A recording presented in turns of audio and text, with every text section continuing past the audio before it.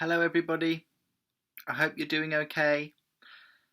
You might be wondering what the theme for this week is, and the theme for this week is water and things you might find in the water.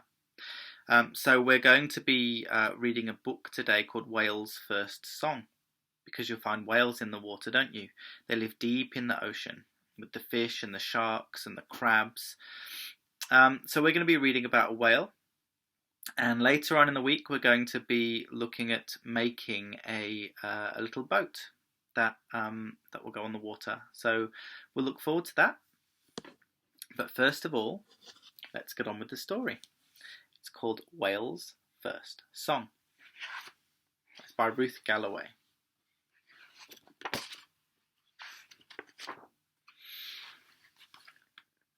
Finley, the little whale, loved to play in the warm tropical water. He floated and twirled in the gentle waves, sang songs and blew bubbles at his mum.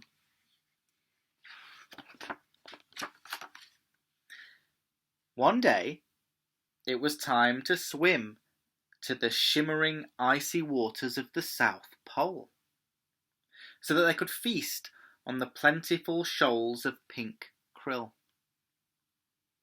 Finley's mum warned him to stay close to her so that he didn't get lost.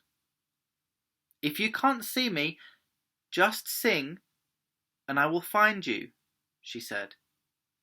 But Finley wasn't listening.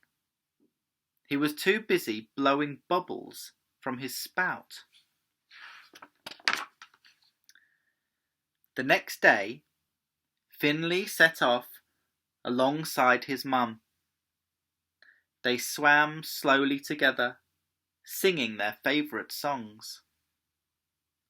Finley saw shells sparkling on the seabed and shy seahorses hiding in the forests of glittering seaweed.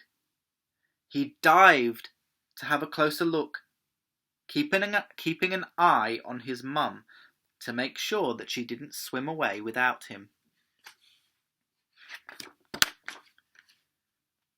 When they reached a coral reef, Finley wanted to stay and watch the beautiful fish darting and dashing through the feathery fronds of coral, but his mum carried on swimming. Finley was sure he could easily catch up with her. Then he spotted a crab prancing and dancing over the rocks. It made him giggle so much that he blew bubbles. He called his mum to see the funny crab, but she disappeared. With a flap of his flukes, he swam as fast as he could after her. He saw a shape in the distance. "That's my mum," he thought. But it was just a fishing boat.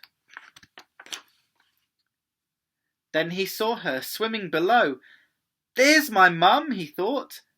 The little whale rose to the surface, took a deep breath, and dived deep in a stream of bubbles. But it was just a shoal of shiny fish. They scattered in all directions as Finley swam toward them. He jetted back to the surface and with a flick of his tail leapt high above the waves to look for her. He saw big barnacled back arching through the waves. "There's my mum," he thought, but it was just the tip of a rock poking out of the water. Finley couldn't find his mum anywhere. He sang sadly to himself. The echoes of his song bounced back from the rocks. Finley sang, and the echoes got louder and louder. Suddenly, his mum appeared from behind the rocks, followed by a whole pod of singing whales. Finley and the whale pod all sang together as they swam towards the shimmering icy waters of the South Pole. And Finley stayed very close to his mum. Phew! That was a happy ending, wasn't it? I was a bit worried about him for a moment, but we know it's very important to stay close to our mum or dad, don't we?